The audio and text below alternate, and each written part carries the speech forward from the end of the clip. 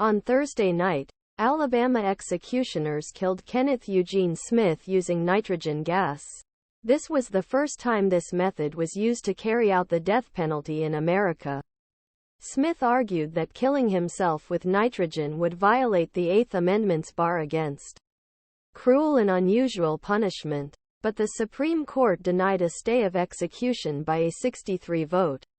In Saturday's Slate Plus episode of Amicus, Dahlia Lithwick and Mark Joseph Stern discussed conservative majority's refusal to stop Smith's grisly, torturous death and how abandoning Eighth Amendment could backfire on death penalty in long run.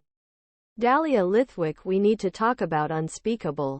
Shocking news that the Supreme Court on Thursday authorized first American execution using nitrogen gas in Alabama. 3 liberal justices dissented. Mark: We've talked so much the death penalty over so many years that it's hard to even think about what we could say something that feels like an unholy experiment with a killing machine. Signed by 6 justices. Mark Joseph Stern. A classic shadow decision.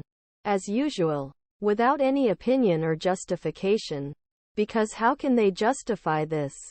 It's easy to stay silent instead. It is worth mentioning 2 damning points here. First, the defendant in this case, Kenneth Eugene Smith, was convicted of in Alabama.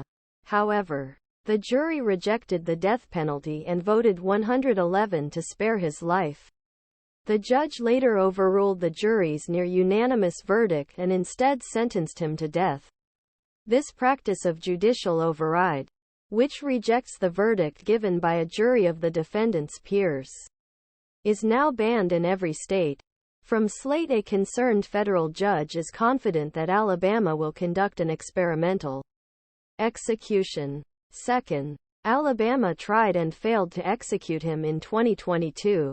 The executioners tied him to the stretcher and tried to insert a needle for lethal injection. However, they could not touch a vein properly. They tortured him for hours, prodding him, trying to inject lethal chemicals into his vein until he finally had to give up.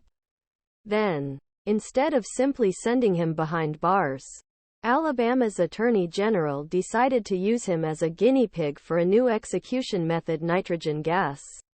So on Thursday night the executioners once again strapped him to the stretcher, put a ready-made mask over his face, pumped nitrogen gas into his lungs, and gave orders to stand by and not intervene even if he started. There was a very real possibility that he would choke on his own vomit.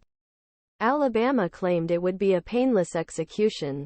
Observers in the death chamber say Smith struggled, writhing and struggling on the gurney for 2 to 4 minutes, followed by 5 minutes of heavy breathing, only to be followed by death.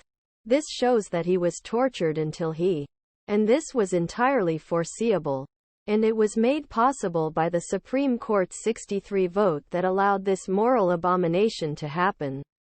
The conservative majority, which in a series decisions has eroded a